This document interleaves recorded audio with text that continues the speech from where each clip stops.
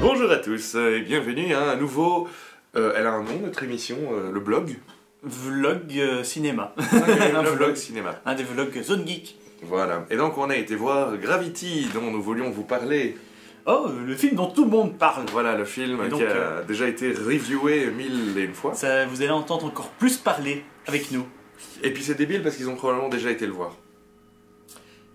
C'est pas grave. Donc, Voilà. Gravity, un film d'Alfonso Cuarón, et avec Sandra Bullock et Mr. George Clooney, café...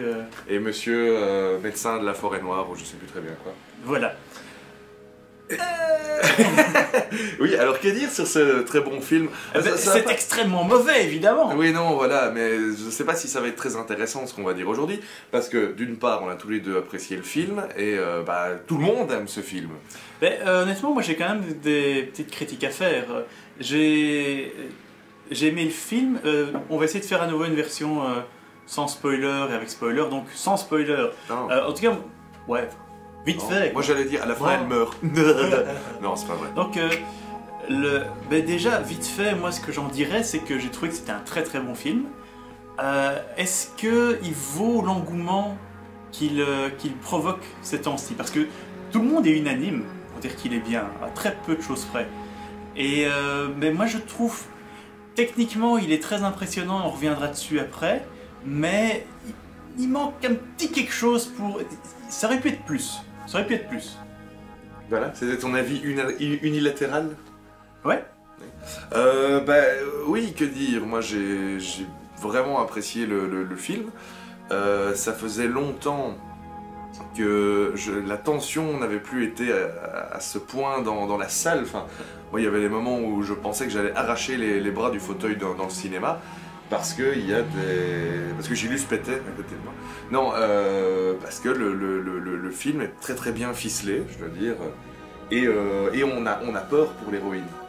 Il est très bien réalisé, il est très bien... L'ambiance, en fait, le top pour moi là-dedans, c'est l'ambiance sonore.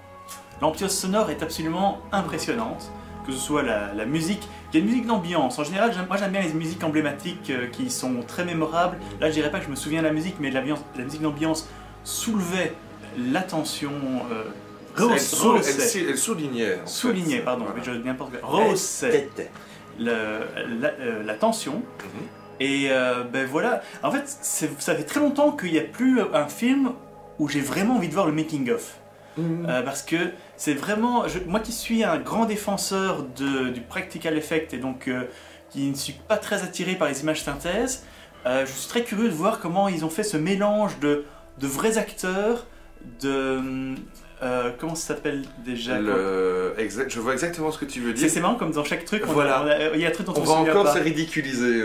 C'est le... Performance capture. Mal. Le performance capture, donc où comme Gollum, j'ai envie de dire, où on joue les personnages d'images synthèse, et donc il y a un mélange de vrais acteurs, de performance capture et parfois simplement de fond vert. Et je suis très curieux de voir comment, parce que Alfonso Cuarón, il est extrêmement impressionnant pour faire des plans séquences qui sont des faux plans séquences. Je prendrai l'exemple des Fils de l'Homme, Children of Men, que j'aime beaucoup, que je me demande si je préfère pas à Gravity en comparant les deux. J'hésite. Ça fait trop longtemps que j'ai plus vu. Ce sont deux excellents films, de toute façon. Et donc, d'un point de vue réalisateur, c'est un perfectionniste, à mon avis, il doit être invivable au quotidien, Alfonso Cuarón. Et il fait des très bons trucs. Et il arrive à mélanger plusieurs plans pour faire un long plan séquence. Un plan séquence, que j'appelle un plan séquence, c'est quand tu as genre 5 minutes où il n'y a pas de coupure dans le montage. Et en fait, dans ces trucs, il y a des coupures, mais on les voit pas. Voilà, c'est ça le truc. Et de toute façon, des practical effects, tu peux pas. Ça aurait été très difficile, à moins d'amener vraiment les acteurs dans l'espace, je veux dire. Hein. Mais c'est très très impressionnant parce que c'est très très crédible. C'est très bien foutu. Et il n'y aurait pas le moyen de faire ça autrement, donc je ne me plains pas. Avant d'aller voir le film, j'ai appris l'anecdote, entre guillemets, qu'il ne voulait pas mettre de musique à la base. Et puis finalement il s'est dit ouais mais je vais quand même mettre de la musique pour ajouter à la tension. Et mon premier réflexe a été de faire petit kiki, hein, ouais, tu mets de la musique. Hein. Eh ben non, pas du tout, vraiment toute l'ambiance sonore, la musique n'est pas trop, la musique est juste là quand il faut. Et Moi, je vois pas très bien quoi dire sur ce film, à part aller le voir parce qu'il est génial. Quoi. Oui, en tout cas, il faut aller le voir au cinéma, ça c'est sûr. J'ai envie de le revoir après, mais Ce sera pas pareil. ce sera pas pareil, et pas pour la 3D, parce qu'honnêtement je m'en fous, même si la 3D était bien foutue, et vous m'entendrez pas souvent dire ça, la 3D était bien faite, et pareil, c'était une 3D faite en post-production, mais comme tout est en image synthèse, c'est plus facile. Mais... Moi, personnellement, j'ai trouvé la 3D juste discrète comme il fallait.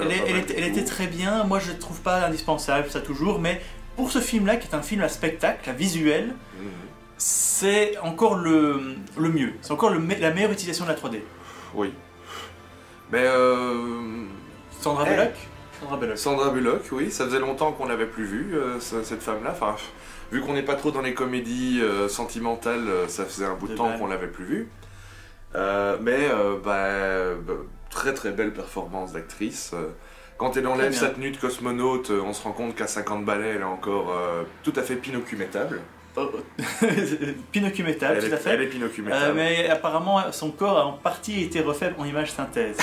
Vous entendez ça? Tiens, je prends la Sandra Bullock qui refait en image de synthèse. La scène où elle prend une position fœtale, qui est évidemment un clin d'œil à 2001 Odyssée de l'espace, il paraît que, voilà, donc évidemment, c'était fait sous gravité et qu'elle n'arrivait pas à avoir un mouvement naturel des jambes comme si elle n'était pas comme s'il n'y avait pas de gravité.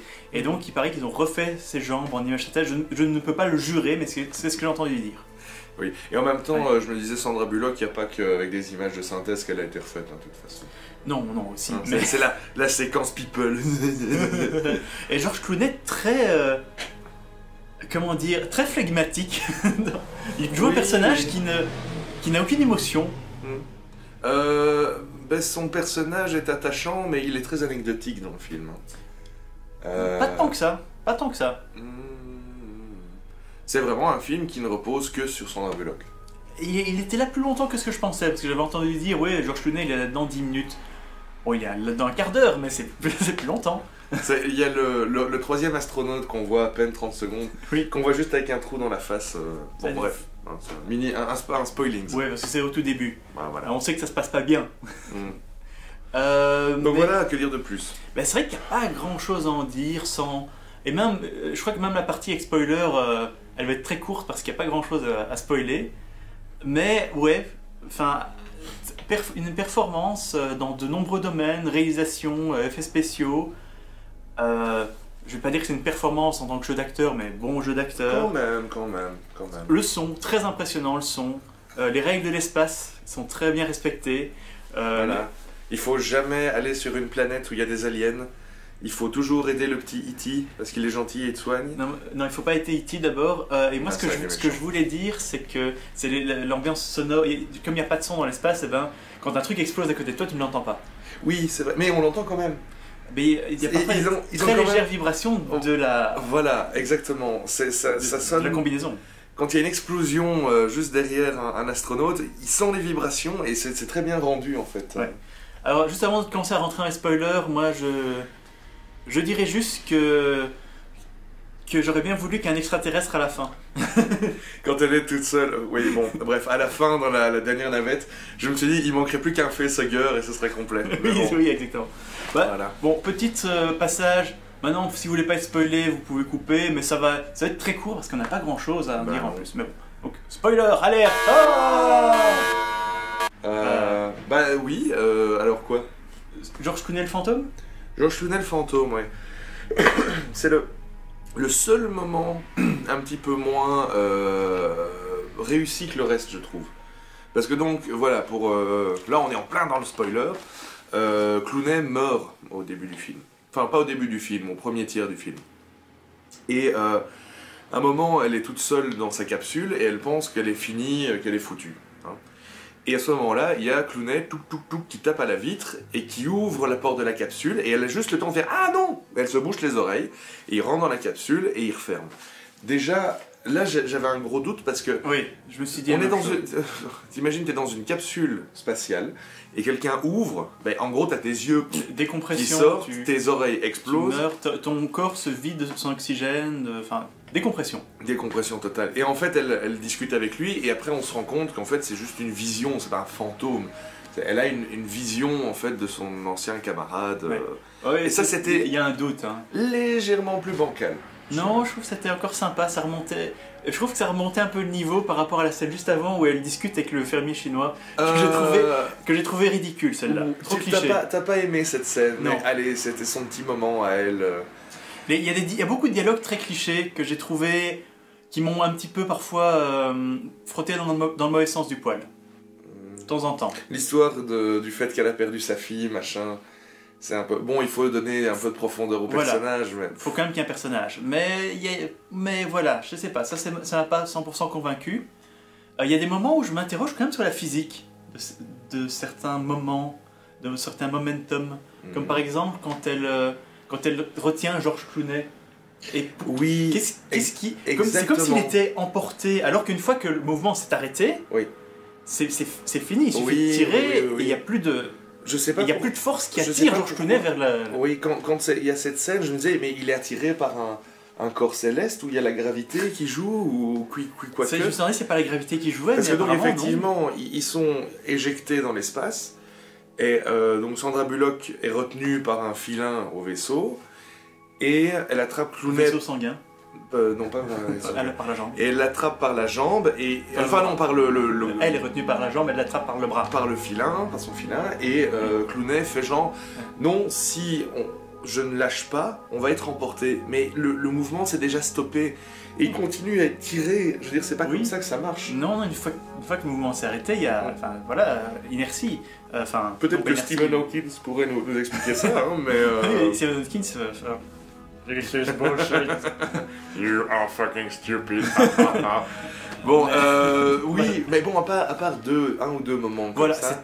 c'est vraiment pour chercher les petits détails. Jusqu'au bout, la tension est à son comble, et bon, bah là, j'espère vraiment que vous avez vu le film, parce que j'ai complètement spoilé la fin. Quand la capsule arrive sur Terre et s'enfonce dans la mer, et qu'elle veut sortir, et qu'elle n'arrive pas à nager parce qu'elle a encore son costume d'astronaute, moi j'étais là, mais nom de Dieu, mais putain, mais et bon. Et alors moi je suis claustrophobe et ça m'a fait pas mal d'effets ce film dans ce sens-là. Moins que The Descent qui est l'un des films claustrophobes. Et j'aime beaucoup, par exemple, j'aime beaucoup aussi Abyss pour ça. Mais donc voilà, enfin, ici il y a moins de moments claustrophobes parce qu'au final tu es dans l'espace infini. Mais...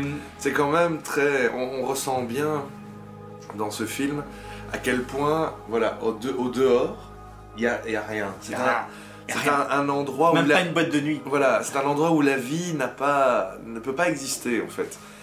Et non, tout... Bah, ouais, ok, moi je joue à Warhammer 40 000 et les tyrannides, mais ils peuvent vivre dans l'espace. Mais non, que dire, voilà. Ce film est vraiment magnifique à 98%. Alors, c'est un des meilleurs films que j'ai eu cette année. C'est pas le meilleur film de l'année parce que même si, pour ce qu'il est, je le trouve impeccablement fait, il y a quand même le truc où je veux dire, ce qu'il est n'est pas ce qui m'intéresse le plus. Mon film de l'année, pour moi, il est évident, mais je vais vous le garder pour notre vidéo de fin d'année. Mais il est quand même très très bon et je crois que la plupart... C'est une nouvelle référence pour le visuel d'un... Enfin, pardon.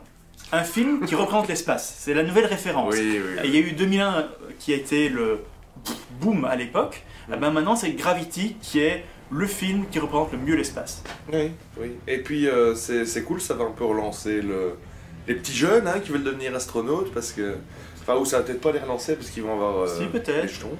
Mais voilà. Bah, t'as encore des trucs à dire sur le film? Non. Moi pas. Une note? Un gros 8 sur 10.